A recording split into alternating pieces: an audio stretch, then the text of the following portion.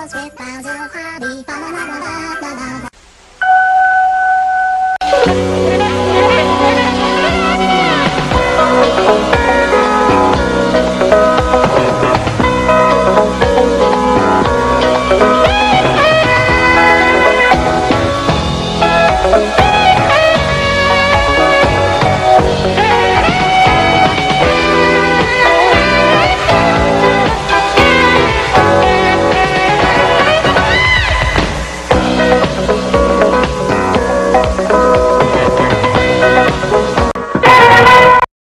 Welcome back to Pat and Ken at the Holidays. I'm Patrick McDonald of HollywoodChicago.com. And I'm your obedient servant, Ken Candela, the Movie Wag. Thank you, Ken. And in this segment, we're going to look at some modern holiday classic, modern meaning the last 25 years. We're going to start with The Santa Claus. The Santa Claus, Tim Allen's classic, or semi-classic, as it were. Ken, what's the plot of The Santa Claus? Simple plot. Tim Allen becomes Santa Claus. Hey, you! What's that? Oh! Whoa, whoa!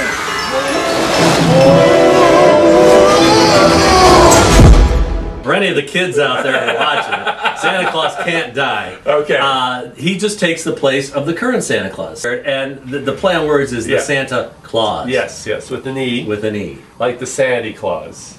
Hey, there ain't no Sanity Claus. Hey, boss. If something should happen to me, put on my suit, the reindeer will know what to do. Yeah, right. This was the first time I've ever seen it. I don't know why I've missed it before, but I have. I guess I was struck by the cheapness of the film. It had a cheap gauze to it. I mean, there was nothing fancy about it at all. I thought the North Pole looked particularly cheap. I did. This is so cool. Stay here. Hey, kid, who's in charge here? You are. And I'm not a kid. I have plenty of shoes that are older than you. I'm an elf. And using kids as the elf. Well, it was politically correct.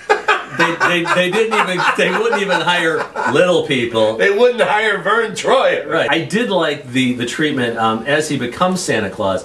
He starts to take on the physical characteristics of Santa Claus in kind of a subtle way. He looks particularly strange as Santa Claus. I didn't think his bearing for some reason didn't pull off Santa to me. But Santa isn't necessarily a person, but more of a feeling or a state of mind. I've got a tear forming right here. Do you really? Did one of the reindeer fart? I think they... Well, that's for the kids. Flagellant humor is for the children. My Christmas Bells 2! And I'm going to give it 3. All right.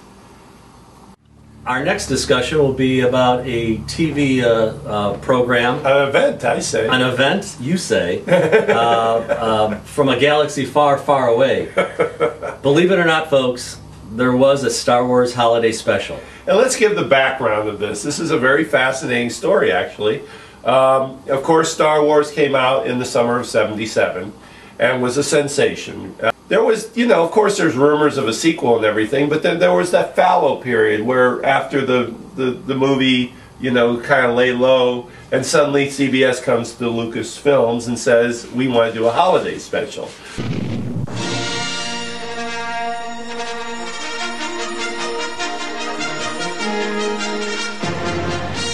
The Star Wars Holiday Special. Tell us a little about the holiday special. Well, the plot centers around the Chewbacca character. Yes, yes. And he's a Wookiee, right? A Wookiee. And they celebrate a holiday called Life Day, which is their equivalent of Christmas. Yes. So the basic premise is him trying to get home to his family so that they can celebrate this yearly day of it. And the one thing that strikes you first when I started to watch it is for maybe the first 5 minutes, it seemed like an eternity, there's not a human word spoken. It's all I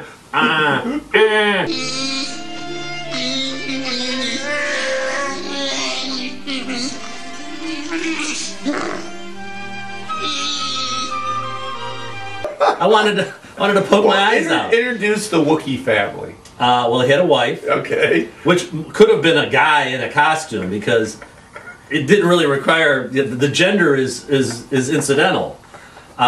His son, his son was called Lumpy, so he was just a smaller version of a Wookiee.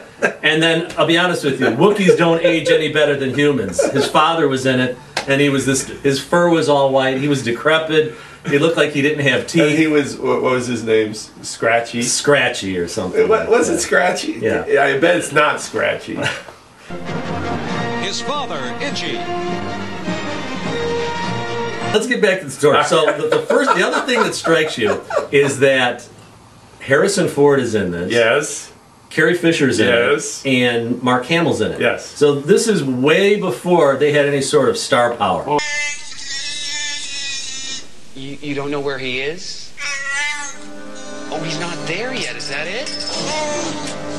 Boy.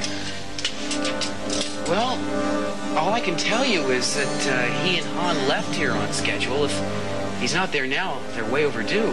And correct me if I'm wrong. Did Mark Hamill have his new face in this show? Yes, he just has an automobile. The legendary thing about Hamill is he had a severe automobile accident where he had some severe damage to his face and had to get plastic surgery. So in this thing, it's just post the plastic surgery, and you can tell he's very heavily made up.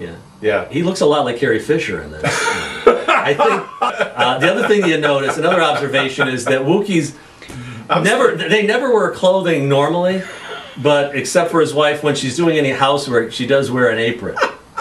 And then on Life Day, they do don. Yeah, what was that? They put on red robes.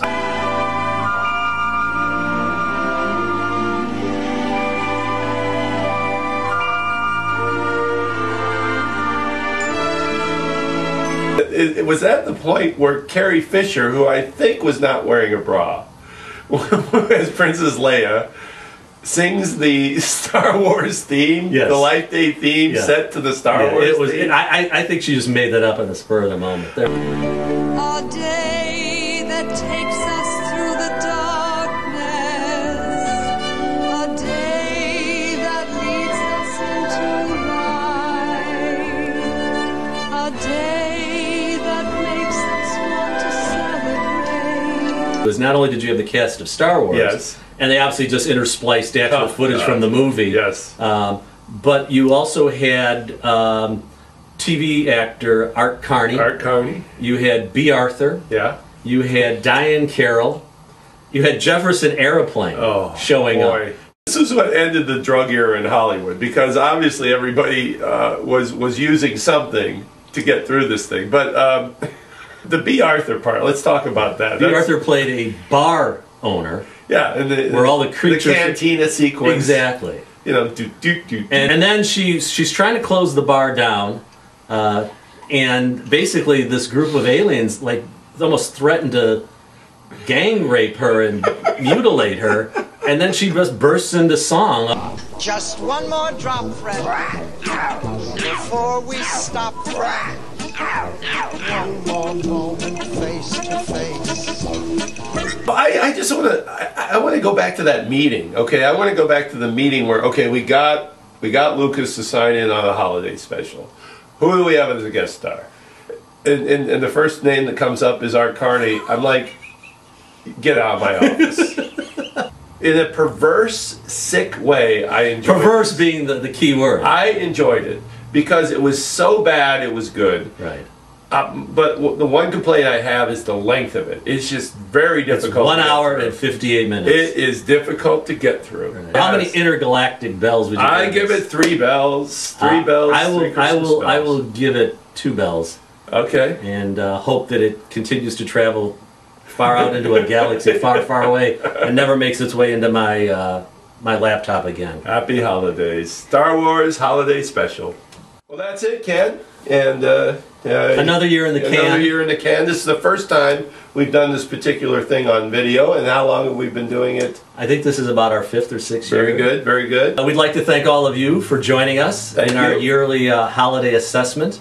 Hopefully you'll check out some of the films that we talked about today, and you'll have your own opinion. The Christmas balcony is closed for another year. And just one more thing. Yes. Remember, Pat. Yes. The true meaning of Christmas is in your artery-clogged heart.